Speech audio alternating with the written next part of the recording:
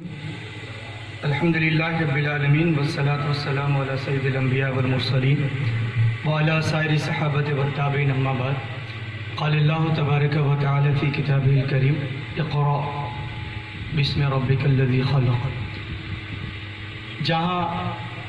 شاگردوں کے استاد بیٹھے ہوں وہاں بچوں کو بلانا بھی ہماری ایک طریقے سے رسوائی ہے۔ استاد رہے تو شاگرد کیا بول سکتا ہے یہ خود ہمارے استاد محترم سمجھ سکتے ہیں۔ میں صرف جو آپ کے یہاں کھڑا ہوں یہ معاذ بھائی کی محبتوں کی وجہ سے کھڑا ہوں، ورنہ میرا تو مقام وہاں کہیں ہونا چاہیے تھا، پتہ نہیں کیسے مجھے یہاں کھڑا کر دیا گیا۔ خیر آ گیا تو ایک ذمہ داری ہو گئی۔ دو باتیں مجھے آپ سے خصوصی طور پہ کہنی۔ دیکھیے مسلمان ایک امت ہے، اور یہ جو امت ہے یہ دنیا کی سب سے نصیب والی امت ہے۔ یہ اس معنی میں نصیب نہیں جو اس نصیب ہم استعمال کرتے ہیں،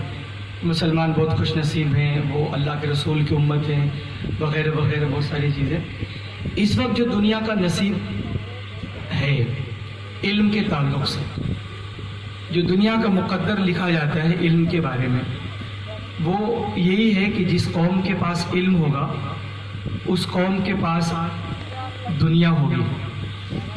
جس قوم کے پاس تعلیم ہوگی اس کا مقدر خود اس کے ہاتھوں میں ہوگا۔ جو قوم تعلیم کے میدان میں آگے جائے گی دنیا کی کوئی طاقت اس کا مقابلہ نہیں کر سکتی۔ اس معنی میں آج ہندوستان کی جو امت ہے یا پوری دنیا کی جو امت مسلمہ ہے وہ دنیا کی سب سے خوش نصیب قوم ہے۔ تعلیم کا جو مزاج ہے، تعلیم کا جو وقار ہے، تعلیم کی جو پہچان ہے، وہ اس وقت بھی اگر کسی قوم میں زندہ ہے تو وہ میری قوم ہے، آپ کی قوم ہے، امت رسول ہے۔ تعلیم کے تعلق سے ابھی میں نے جو آیت تلاوت کی ہے وہ بہت مشہور آیت ہے۔ دنیا کی کسی قوم نے، دنیا کے کسی مذہب نے، دنیا کے کسی دستور نے اپنے ماننے والوں کو سب سے پہلے تعلیم کا زور نہیں دیا،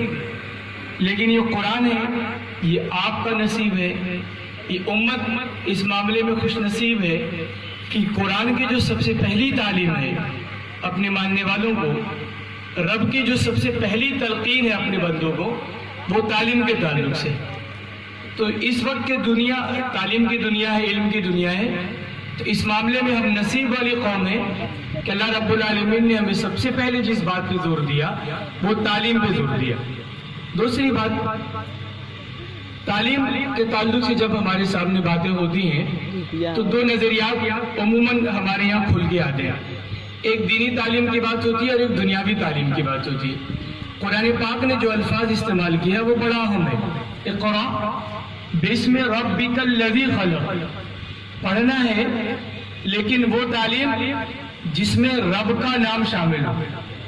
جس میں رب کی معرفت شامل ہو، جس میں رب کی پہچان شامل ہو۔ جو تعلیم ہمارا تعلق رب سے جوڑ دے وہ اللہ کو مطلوب ہے۔ جو تعلیم ہمارا تعلق دولت سے جوڑ دے وہ نہ رب کو مطلوب ہے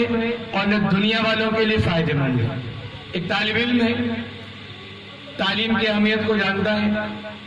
مدرسے میں پڑھنے جاتا ہے، قرآن پاک حفظ کرتا ہے، قرآن کا عالم اور قرآن کا قاری بنتا ہے، علاقہ اور اطراف کے تمام لوگ عزت و احترام سے اسے عالم دین کہتے ہیں، اسے اپنے احکامات اور معاملات میں رجوع کرتے ہیں، لیکن اس کی تعلیم کا مقصد یہ ہو جائے کہ وہ رمضان کے مہینے میں تراویح پڑھا کے کچھ نذرانے حاصل کر لے گا، کسی مدرسے میں عالم دین بن کر فتویٰ دے کر لوگوں کی عزت و احترام لوٹ لے گا، اور اس طرح کے چھوٹے اعمال بجا لا کے دنیا میں کچھ حاصل کر لے گا، تو خدا کی قسم اس کی یہ قرآن کی تعلیم، اس کی یہ دین کی تعلیم، اس کی یہ حدیث کے محققان تحقیق دنیاوی تعلیم مانی جائے گی۔ لیکن اگر کوئی مسلمان سائنس کی تعلیم حاصل کرتا ہے، فزکس کی تعلیم حاصل کرتا ہے، دنیا کی اعلیٰ ترین تعلیم حاصل کرنے کے میدان میں آگے بڑھتا ہے، لیکن اس کا مقصد یہ ہے کہ وہ اس تعلیم کے ذریعے اپنے رب کی معرفت حاصل کرے گا، رب کی بنائی ہوئی کائنات پہ غور کرے گا، اللہ سے قریب ہونے کی کوشش کرے گا، انسانیت کے لیے نفع بخش ہوگا، تو اس کی وہ تعلیم دینی تعلیم مانی جائے گی۔ یہی بنیاد بتا کے میں آپ کو ایک بات بتانا چاہ رہا تھا۔ یہ باتیں تو آپ لوگوں کو پتہ ہے جو میں نے بتائی، لیکن جو میں آپ کو بتانا چاہ رہا تھا ان چند منٹوں میں وہ یہی ہے کہ ہمارے علاقے اعظم گڑھ میں مدارس کی کمی نہیں، نہ ہی ہمارے ہاں اسکول اور کالجز کی کمی ہے۔ اعظم گڑھ یو پی کے اندر، بلکہ میں سمجھتا ہوں کہ ہندوستان کے اندر ایک ایسا معروف ضلع ہے جہاں کے مسلمان ہر معنی میں، ہر لحاظ سے بالکل سمپن مانے جاتے ہیں، مضبوط مسلمان، نظریاتی طور پہ، فکری طور پہ، علمی طور پہ، مالی اعتبار سے ہم ایک طریقے سے لوگوں کے لیے آئیڈیل بن گئے۔ اعظم گڑھ کے مسلمانوں کا جب نام آتا ہے تو لوگوں کے دلوں میں ایک مکمل اسلام کی تصویر آ جاتی ہے۔ یہ ہماری پہچان، اللہ کا شکر ہے۔ لیکن اس اعظم گڑھ کی صورتحال بتا کے میں اپنی بات ختم کروں گا۔ یہاں ہمارے جو مدارس ہیں، ہمارے جو مکاتب ہیں، جو ہمارے دین کے قلعے کہے جاتے ہیں، یہاں دین کی وہ تعلیم نہیں دی جاتی جو دین کی ضروریات کو مکمل کر پائے۔ ایسے ہی ہمارے جو کالجز ہیں، ہمارے جو مسلم مینجمنٹ کے اندر پڑھنے والے اسکول ہیں، ان کے اندر وہ عصری تعلیم نہیں دی جاتی جو دنیاوی تقاضوں کی تکمیل کر سکے، جو دنیا میں آگے بڑھنے کی صلاحیت پیدا کر سکے، جو اعلیٰ ترین قیادت کی صفات پیدا کر سکے۔ تو دونوں طرف ہمارے یہاں کمیاں پائی جاتی ہیں۔ ایک ایسی اسکول کی، ایک ایسے مدرسے کی، ایک ایسی کالج کی ہمارے علاقے میں شدید ضرورت تھی، جو ایک طرف واقعی میں ہمارے نونہالوں کے اندر، ہمارے بچوں کے اندر، ہماری نسل نو کے اندر علمی دین کی ضروریات کی بھی تکمیل کر دے، اور دوسری طرف جو عصری علوم ہیں ان کا بھی حق ادا کر دے۔ ایسا کوئی مدرسہ، ایسا کوئی اسکول، ایسا کوئی کالج میری نظر میں نظر نہیں آ رہا تھا، لیکن ادھر 2-3 سالوں کے اندر اعظم گڑھ میں ایک لہر چلی ہے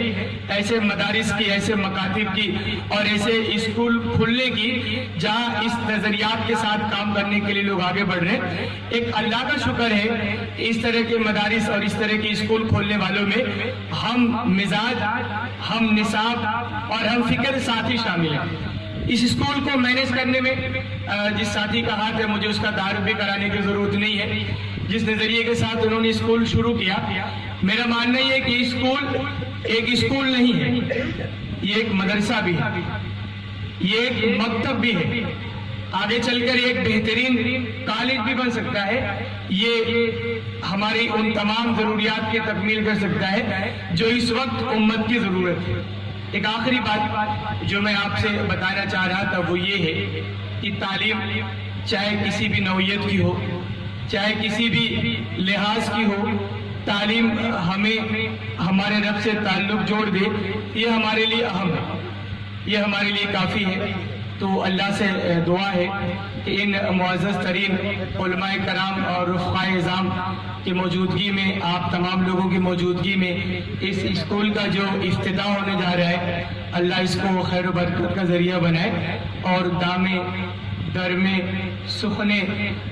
ہم لوکل لوگوں سے جو مدد مل سکتی ہے وہ مدد ہم دیں۔